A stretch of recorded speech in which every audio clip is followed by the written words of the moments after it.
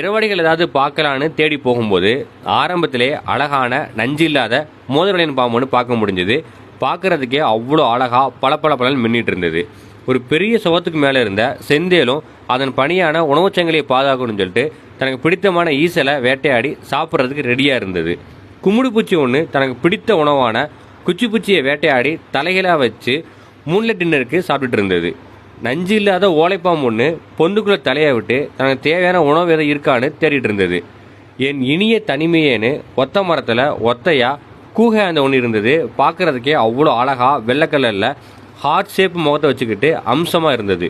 ஒரு பெரிய நீர்த்தேக்கத்தில் தவளையின் காதல் பாட்டுகள் காதை கிழிச்சிட்டு இருந்தது.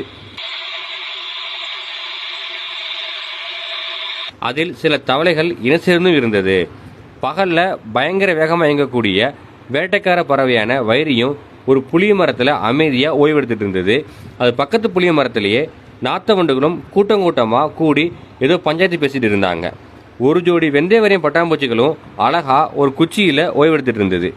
ஆரஞ்சு கருப்புன்னு தோற்றம் கொண்ட ஒரு பெரிய சைஸ் சேடா ஒன்று சாலையில் வாகனத்தில் அடிபட்டு உயிருக்கு போராட்டி இருந்தது. அது பக்கத்திலேயே ஒரு தவளையும் சாலையில் அடிபட்டு இறந்து கிடந்தது. இரவில் சாலையில் போகும்போது மெதுவாக போங்க, அது நமக்கும் நல்லது, மற்ற உயிரினங்களுக்கும் ரொம்ப நல்லது.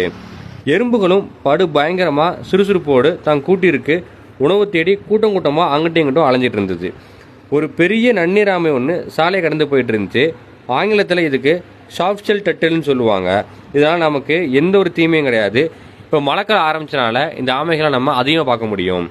கரையான்களும் தங்கள் பங்குக்கு சிறுசு முதல் பெருசு வரை எல்லாமே காஞ்ச பொருட்களை வெட்டிட்டு தான் கூட்டிற்கு சேமிப்பு வைக்கணும் அப்படின்றதுக்காக எல்லாத்தையும் எடுத்துக்கொண்டு கூட்டுக்குள்ளே போயிட்டு இருந்தது. இதில் உங்களுக்கு பிடிச்ச அல்லது நீங்கள் பார்த்த இரவடிகள் எதனா இருந்துச்சு அப்படின்னா அதை கமெண்டாக சொல்லிட்டு போங்க.